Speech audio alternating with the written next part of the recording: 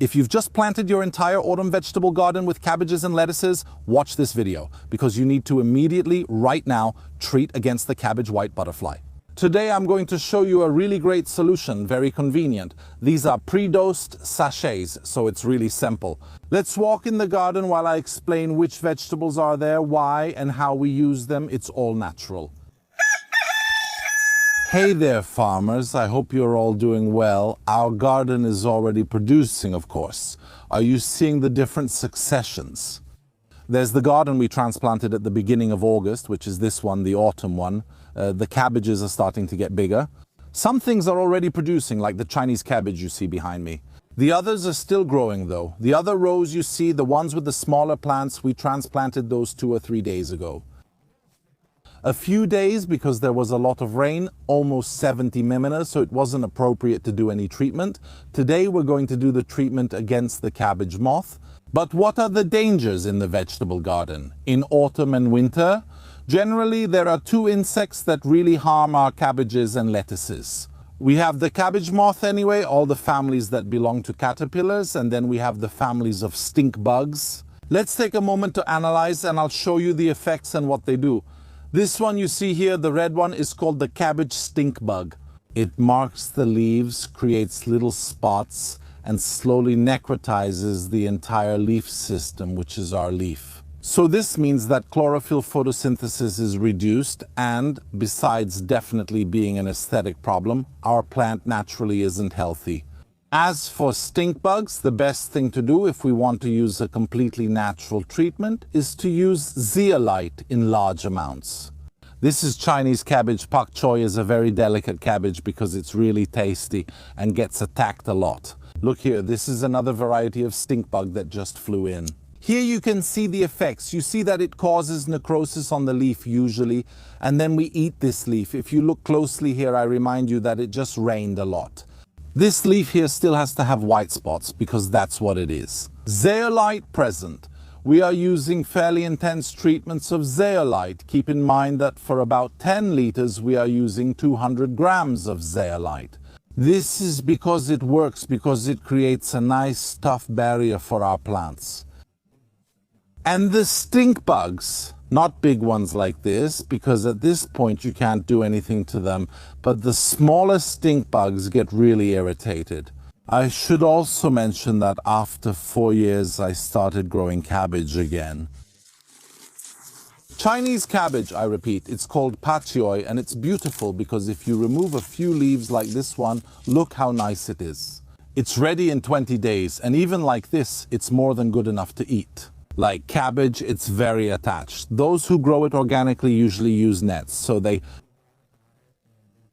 it's the cabbage that gets touched the most. I don't know any other cabbage that's handled this much.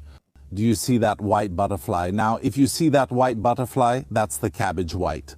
When you start seeing these butterflies fluttering over your cabbages, it means she's going, like right now, to lay her eggs. So within 15 days, you'll have a cabbage white attack, meaning caterpillars on your plants. A cabbage like this, sir, can be eaten. It's not the most beautiful to look at, that's true. It's a bit damaged. It's a cabbage that grows very quickly. We can go ahead and treat it. Zeolite, anyway, is a powder. It's spread over our vegetables, and when we wash them, it disappears. So that's already a good effect. These treatments are generally effective against stink bugs, but when it comes to cabbage worms, all the caterpillars, and even partly for stink bugs as well. We won't use a passive treatment like zeolite, so not a powder or a barrier, but we'll use an active treatment, meaning we'll use nature against nature. Let me explain better. Bacillus thuringiensis is a bacterium naturally found in the soil. It's not toxic to humans, animals, or bees, but it has a strong targeted effect against butterfly and moth caterpillars. How does it work? When you spray the product on the leaves, the caterpillars eat the leaf and also ingest the bacillus. In their intestines, the crystalline proteins are activated, which paralyze their digestive system. In short, within a few hours, the caterpillars stop feeding and eventually die. All of this happens naturally, but why is it beneficial? Compared to chemical insecticides, it is more selective, doesn't harm beneficial insects like ladybugs and bees, and is permitted in organic farming. The only limitation is that the treatment needs to be repeated after rain or heavy irrigation. So I'm filling up our sprayer to go do our wonderful treatments.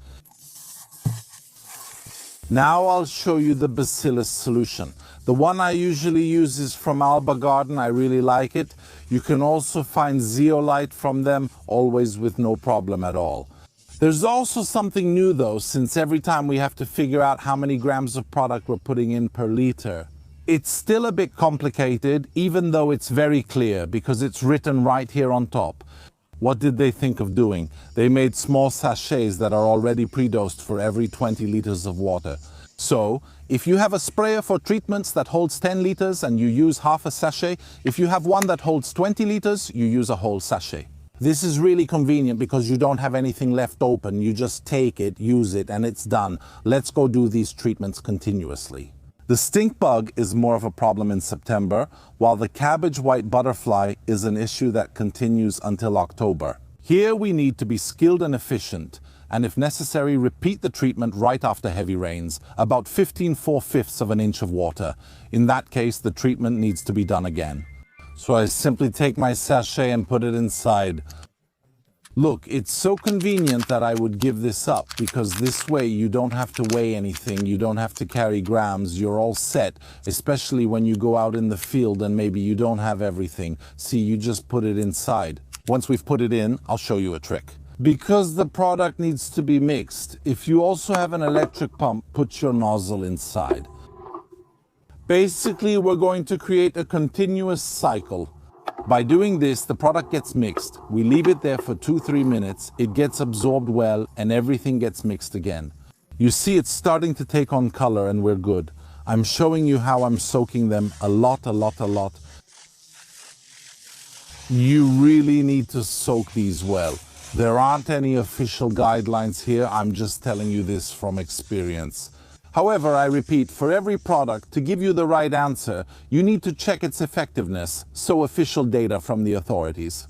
Bacillus is not recommended for bed bugs. However, what I can tell you from experience is that it works on bed bugs that are very small. So, when the shell hasn't formed yet, here I sold the cabbage. Naturally, for what you see as the whole, the bacillus bothers them quite a lot.